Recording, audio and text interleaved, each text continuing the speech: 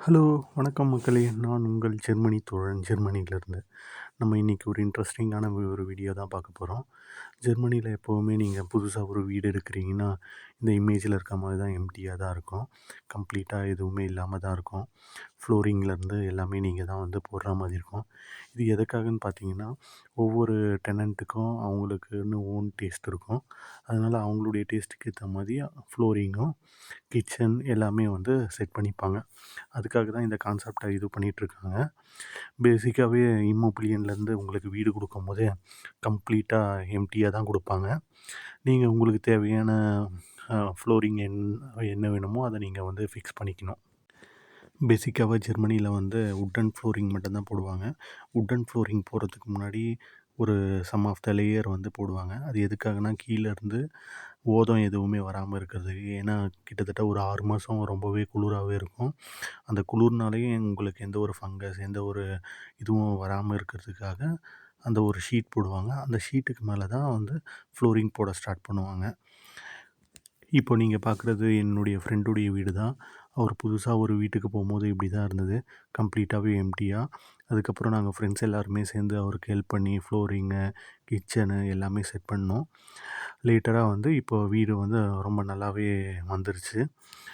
Flooring பார்த்திங்கன்னா 2 ரூமுக்கு grey கலர்லேயும், ஒரு ரூமுக்கு வந்து க்ரே வித் ஒயிட் கலரும் செலக்ட் பண்ணியிருந்தார் இந்த வுட்டன் பிளேட்ஸு. அதுக்கப்புறம் இதை வந்து ஒரு ஃபர்னிச்சர் ஷாப்லேருந்து வாங்கிட்டு வந்து நாங்கள் ஸ்டெப் பை ஸ்டெப்பாக போட ஆரம்பிச்சிட்டோம்.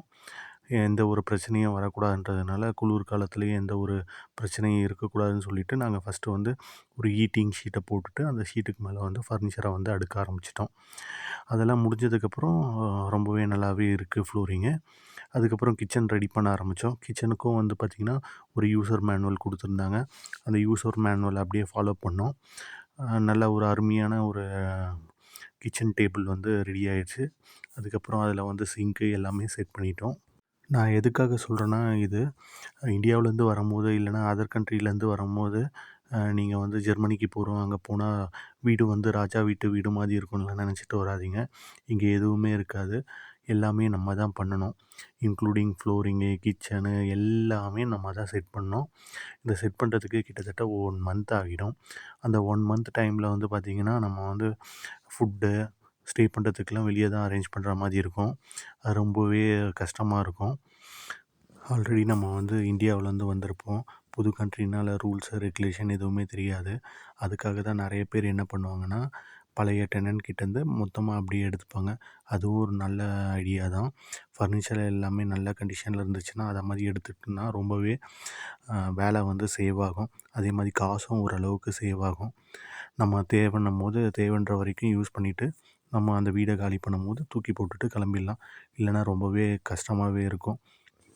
இந்த வீடியோ உங்களுக்கு ரொம்பவே பிடிச்சிருக்குன்னு நம்புகிறேன். இந்த மாதிரி இன்ட்ரெஸ்டிங்கான வீடியோஸ்க்கு நம்ம சேனலை ஃபாலோ பண்ணுங்க.